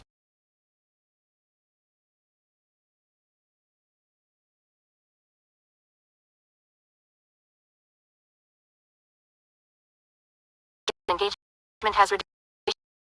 Cloud services with application. so that's Azure's CDN are legitimate and trusted web infrastructure. Red teamers can abuse CDNs by blending in their traffic. 3.3. Using these providers. This technique makes it more difficult for incident response teams to distinguish another adoption of DMS C2 communication channels.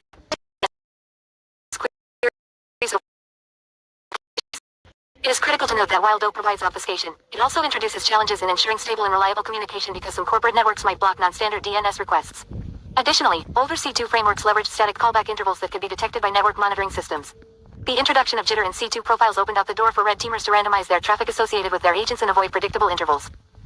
The purpose of this chapter is to review how development of infrastructure has shifted in the past few years, reviewing common C2 communication channels, and how you can set up your infrastructure for success. When you're preparing your red team infrastructure, you might want to set up some items versus other items that may not be needed, depending on the objective of your engagement.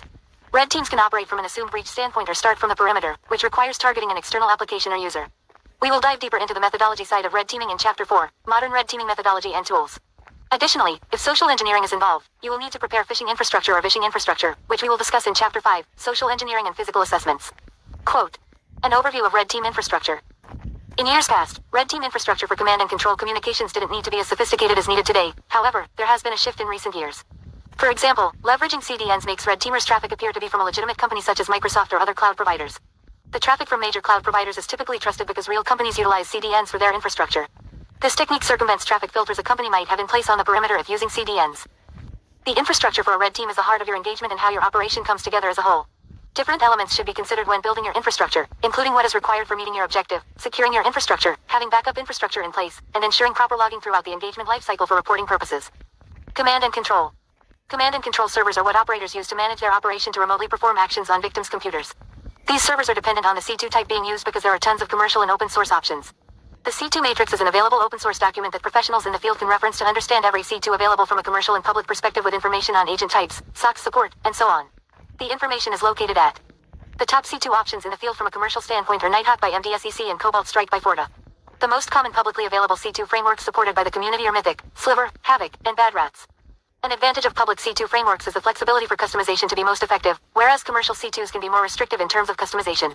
Commercial C2s are still signatured in the wild by EDRs when default options are in use but typically require less customization than a public C2 option out of the box. Nighthawk was released in 2021 and is the latest advanced tradecraft C2 framework. It is intended for use only by authorized red team operators. The MDSEC team built the C2 by leveraging custom research and development, which empowers the advanced capabilities of the C2. The C2 supports multiple operators, advanced evasion techniques, custom loaders, malleable profiles, SOX 5, beacon object files BOFs, covert communications, secure post-exploitation options, and a custom PE generator for operators. Cobalt Strike was originally created by Raphael Mudge in 2012 as a commercially available C2 for operators to leverage during red team operations.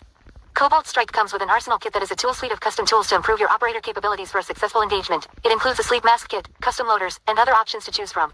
Cobalt Strike is widely used by cybersecurity firms in the community for red team operations. The C2 also supports multiple operators, BOFs, malleable profiles, SOX 4, SOX 5, and covert communications.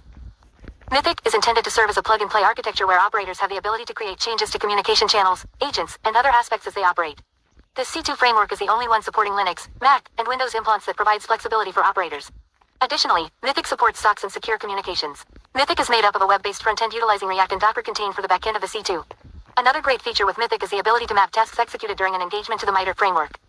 The MITRE framework. MITRE AD and CK, also known as MITRE Adversarial Tactics, Techniques, and Common Knowledge, is a publicly available knowledge base of threat actor behaviors.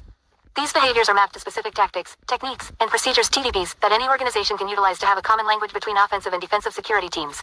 The tactic areas include reconnaissance, resource development, initial access, execution, persistence, privilege escalation, defense evasion, credential access, discovery, lateral movement, collection, C2, exfiltration, and impact in the ATT and CK matrix. The tactics areas are also broken out into 191 techniques and 385 subtechniques. Operators can leverage the framework for ATT and CK mappings to refine their C2 communication strategies by understanding what TDPs will likely get picked up in an operation from previous adversaries and how they can fill those gaps to go under the radar. Mythic has various community profiles to leverage with the framework, including the following. HTTP utilizes GET POST requests to the Mythic server supporting kill dates, sleep intervals, custom headers, proxy information, and SSL support. DNS leverages a DNS server listening for TXT queries from the agent for communications supporting kill dates, sleep intervals, and a custom DNS server.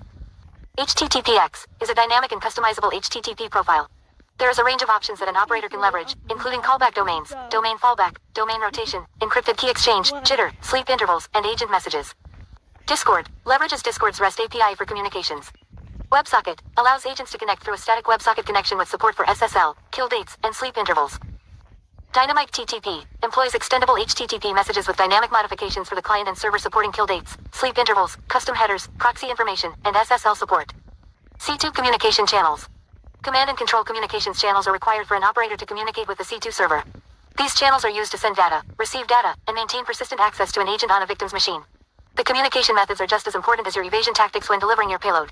If you have poor operational security (OPSEC) for your C2 channels, you will likely get caught.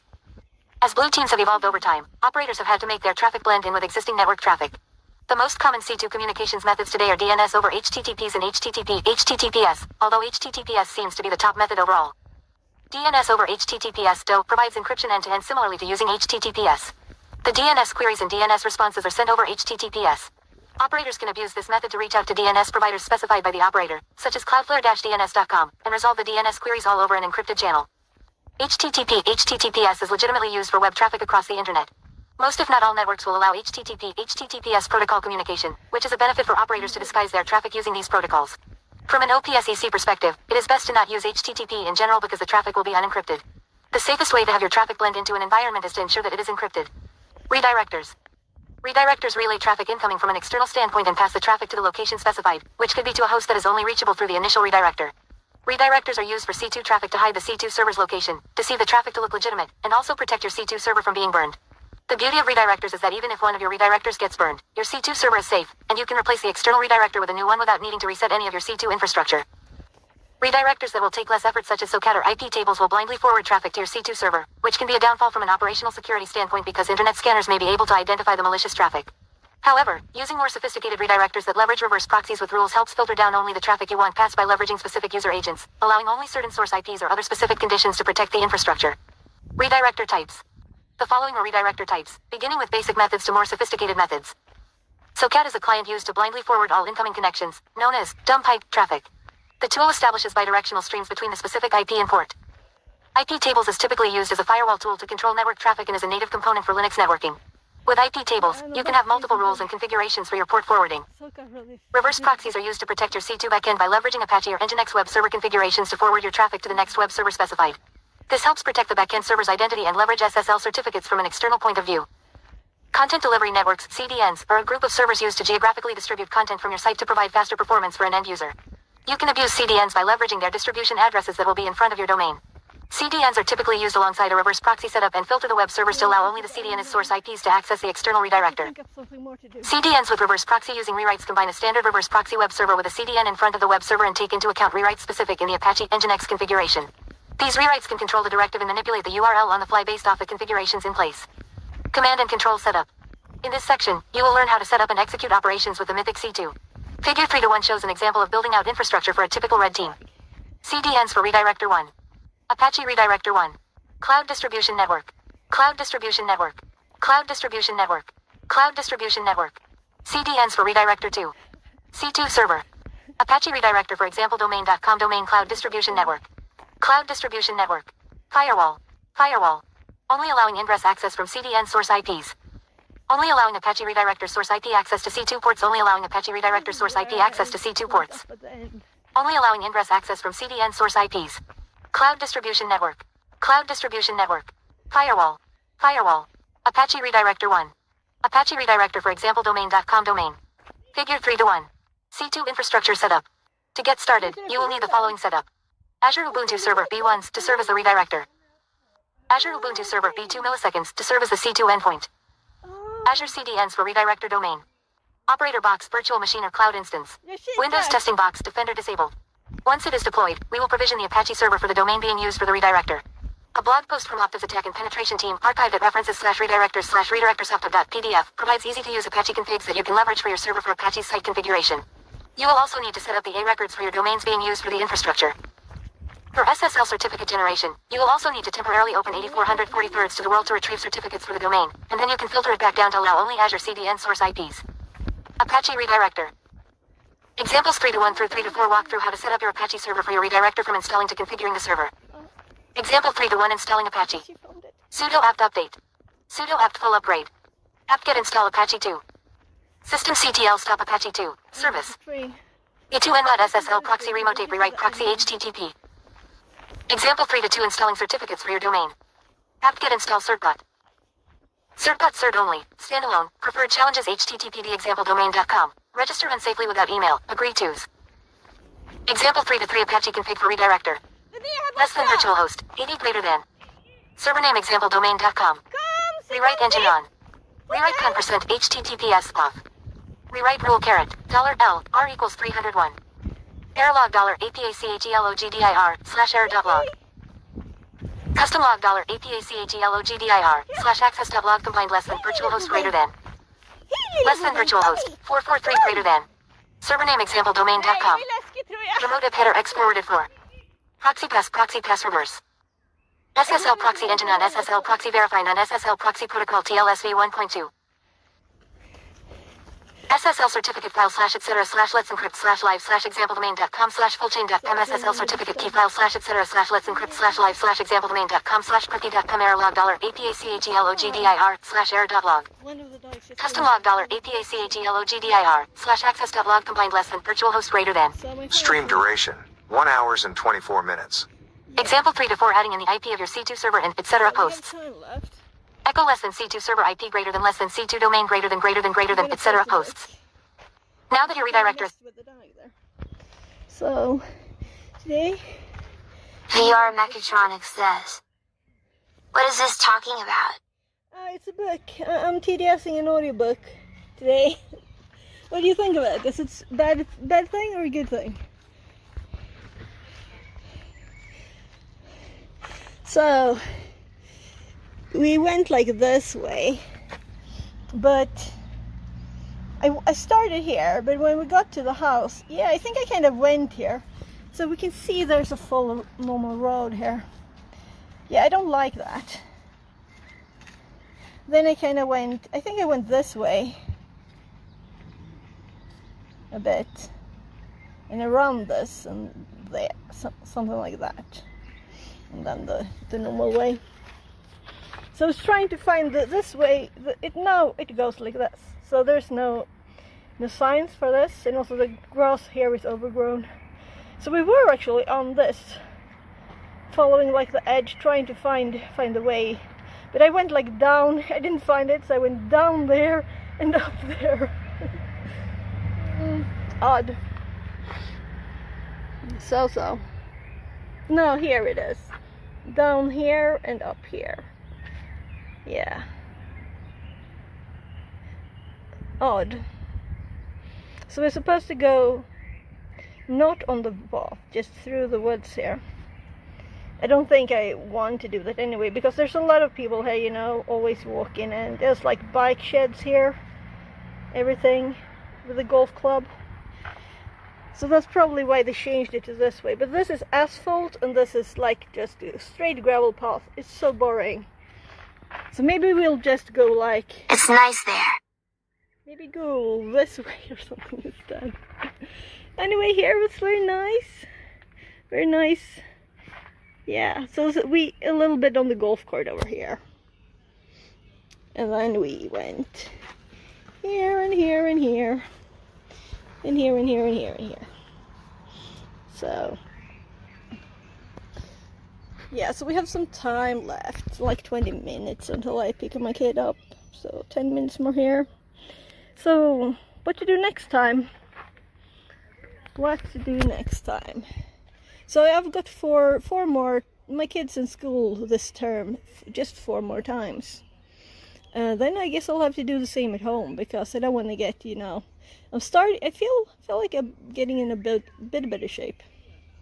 So I was planning to walk today, but my body said I should jog, so we jogged. And actually run a bit by the road. Let's see. Here. This was so nice as I couldn't hear the TTS. This is the E18. So this bit here I run. But then this is very steep up.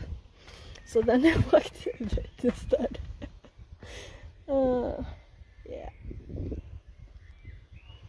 Well.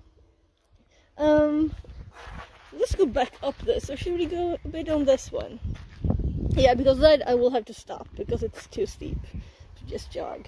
I'll jog a little bit on this and go back. How are you, VR? So when I get home, I'm hoping to have enough energy to actually go finish my bookkeeping, so I can actually stream fun stuff tomorrow, because I can't. I have to do the bookkeeping finished first. Oh right, I should do stretching. Yeah, just a tiny bit and back, so my body gets warm again, because I kind of stood there too long. So I'm going back, just up there and back. And then we'll do a bit of stretching.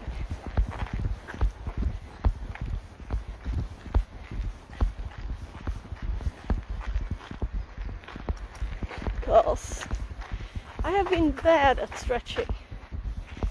I usually always stretch a lot.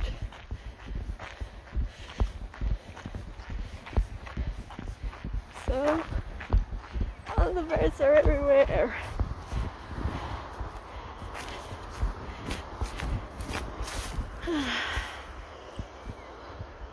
The little tiny train station.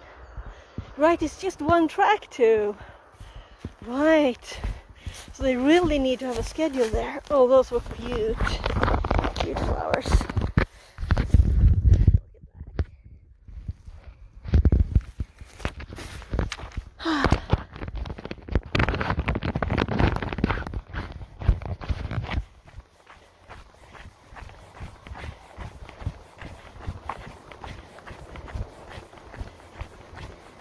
I'm installing a VR treadmills today. Thanks for asking. It's nice to walk around in the forest. Yeah, it's very nice.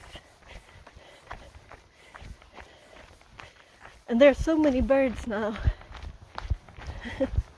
And they're not even really shy. So I know I have the wide angle on, right? So you can't see how close the birds are. So let's see if I can. I was thinking using, should I do the stone or the benches?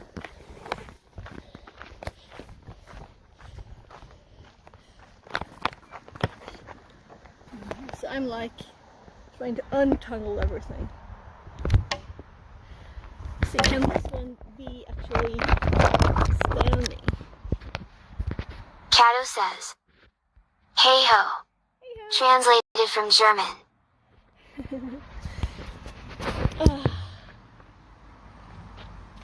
So here's the long paracord. I plug it in on the side.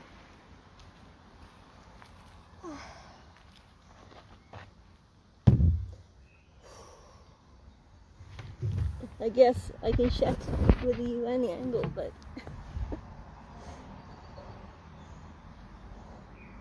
it's nice to just stretch a bit too. VR Mechatronics says, "I'm going back to work because I don't have Wi-Fi with my mobile internet 2D. Oh.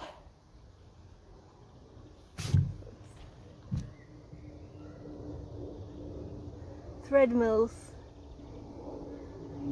Oh. Yeah, the treadmills. Was it not red? Oh, it's because it's an at. Okay. Yeah. So VR, you got a message.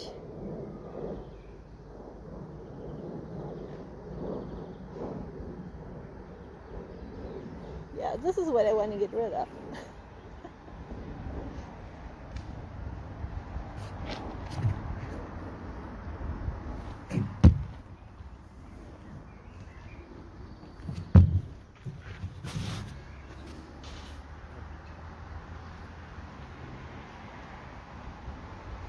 Stretching the hip a little bit.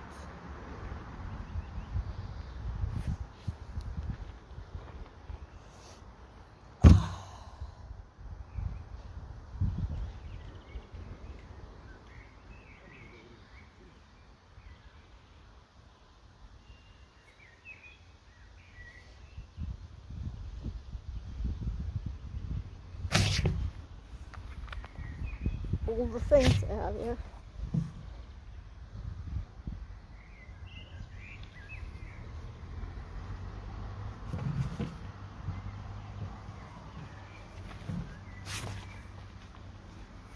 Balance. Yeah, my other foot is tired.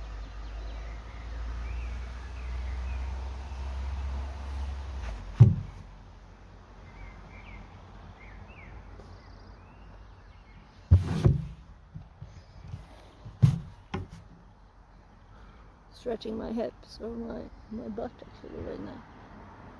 It's kind of the same, right? On the side.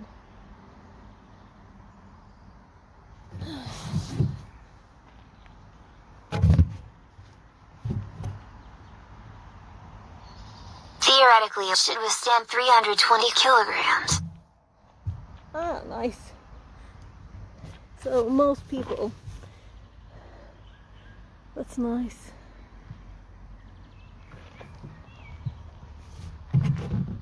Pushing to.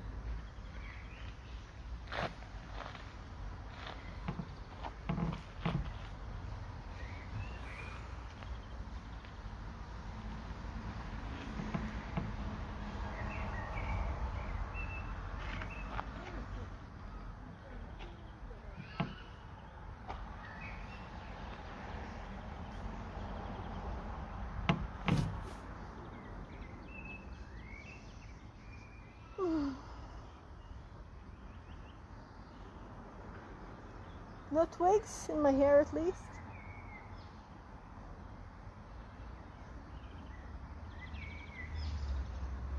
So, here's the car key. Battery.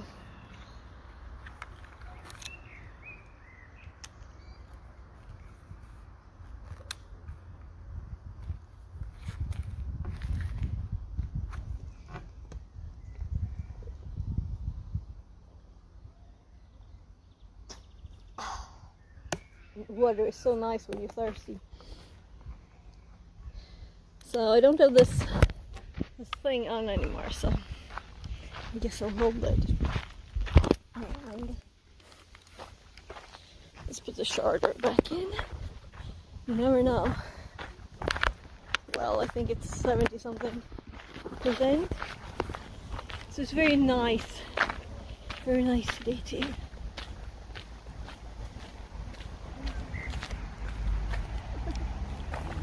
A dog, another dog. So I love animals, but I'm allergic, so not a good combination.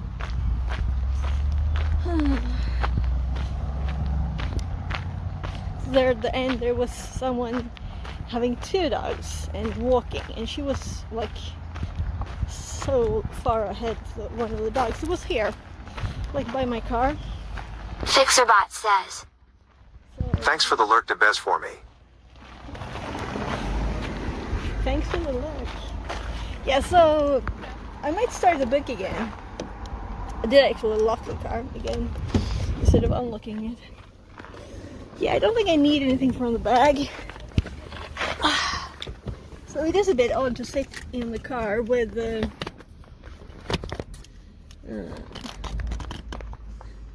water bottles stuck to my boot. So let's see if I can untangle everything. So this is the best invention. Yeah, so it's about time to go. I'm gonna put one of the bowls here and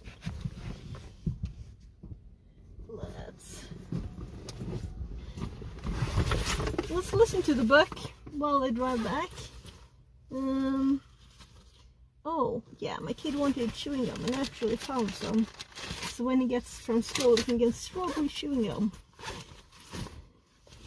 So our fun.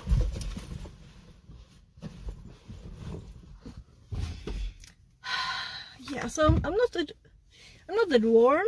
I may look warmer than I am actually. I think I do.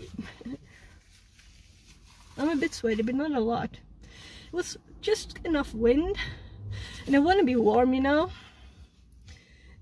I prefer sweating always than not to. So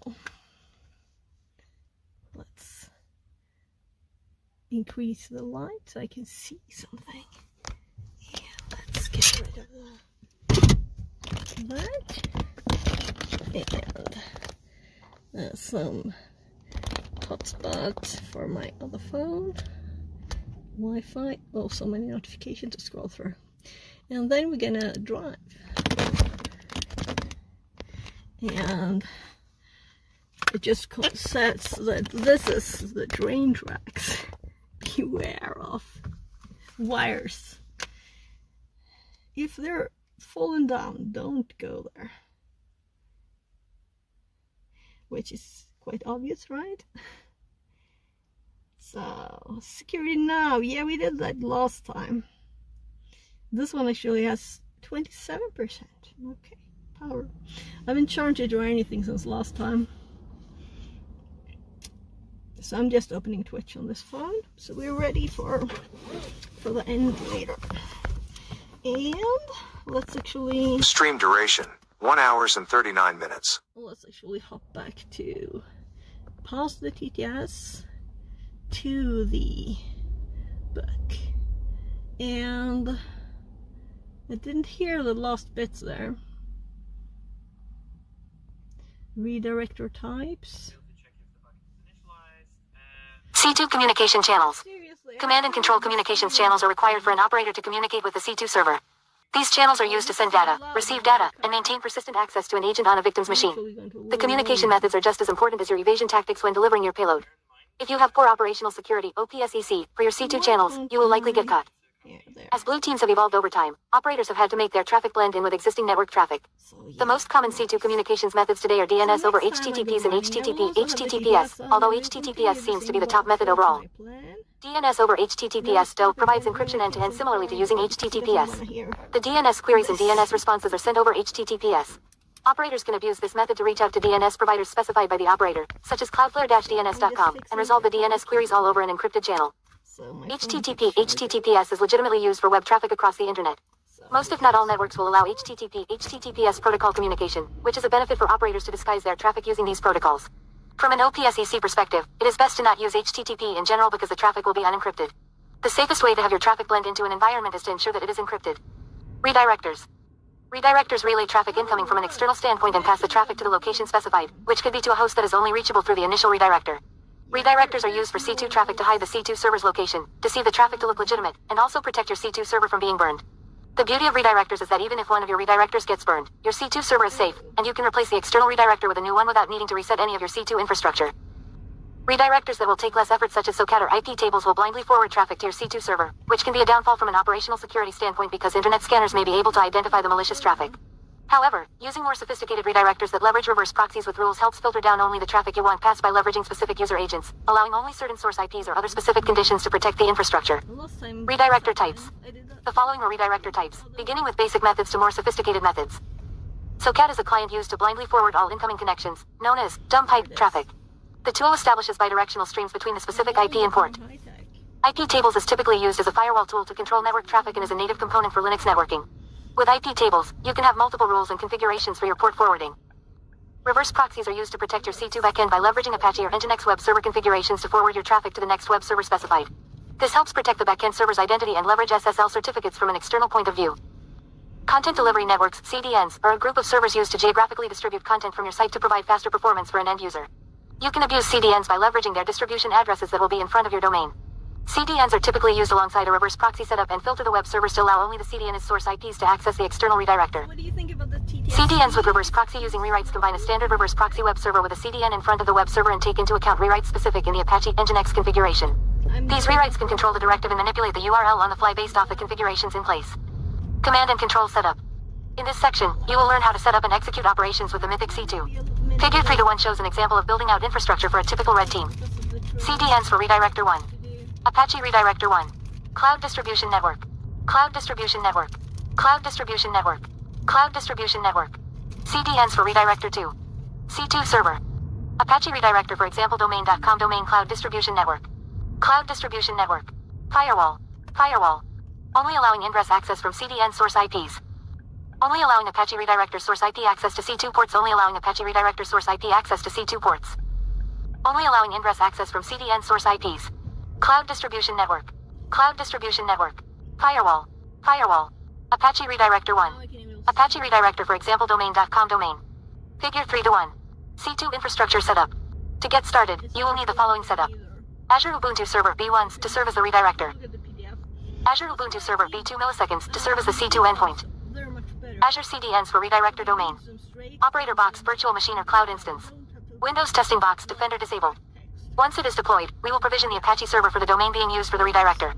A blog post from Optiv's attack and penetration team archived at references/redirectors/redirectorsoptiv.pdf provides easy-to-use Apache configs that you can leverage for your server for Apache's site configuration. You will also need to set up the A records for your domains being used for the infrastructure. For SSL certificate generation, you will also need to temporarily open 8443 to the world to retrieve certificates for the domain, and then you can filter it back down to allow only Azure CDN source IPs. Apache Redirector. Examples 3:1 through 3:4 walk through how to set up your Apache server for your redirector from installing the server. Sudo apt update. Sudo apt full upgrade. apt-get install Apache 2. systemctl stop Apache 2. Service. A2nmod SSL proxy remote rewrite proxy HTTP. Example 3:2 installing certificates for your domain. apt-get install certbot. Certbot cert only, standalone, preferred challenges HTTP the example domain.com.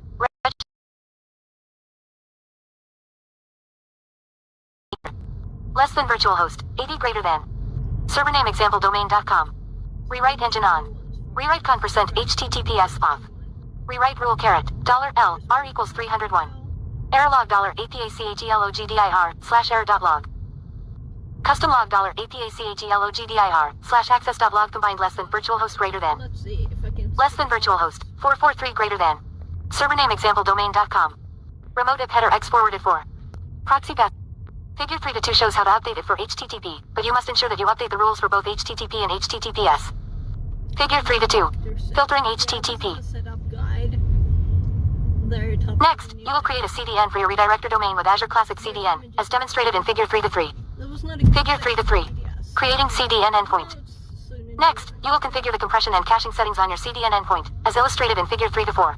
You should disable both of these settings to avoid any issues with communications to your end server. C2 server. Prior to setting up Mythic, you should ensure that the A record for the domain being used points to the C2 IP. For SSL certificate generation, you will also need to temporarily open 8443 to the world to retrieve certificates for the domain.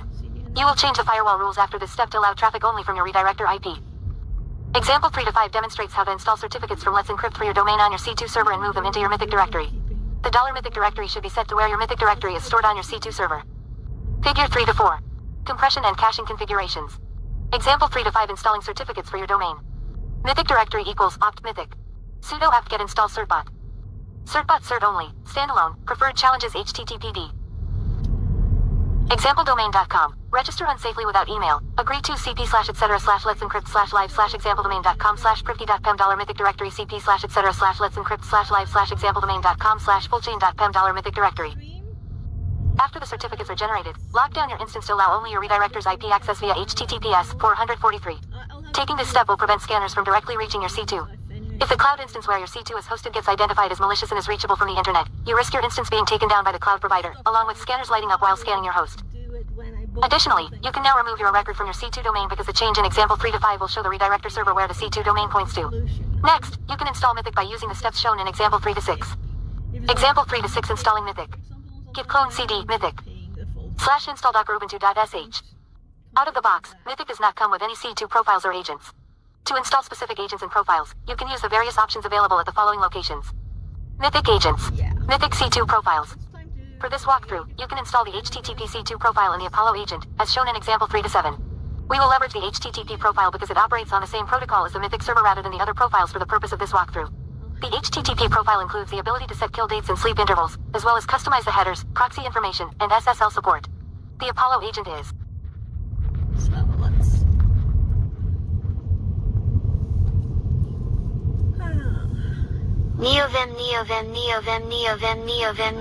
Neovim says. Second on.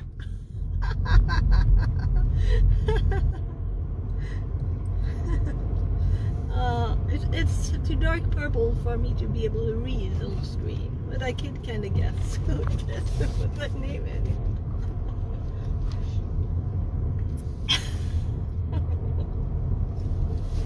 Yeah. Hello. So, we've been TTSing a book while taking a walk in the woods. Well, or a jog. If you just got here, I'm above the raid. Sorry. Hopefully it takes trim tomorrow, right? And I'm a bit late because of the train. We was stopped by the train.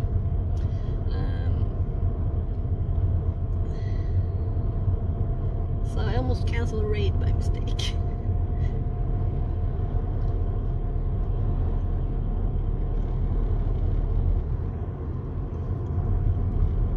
So bye and thank you for being here.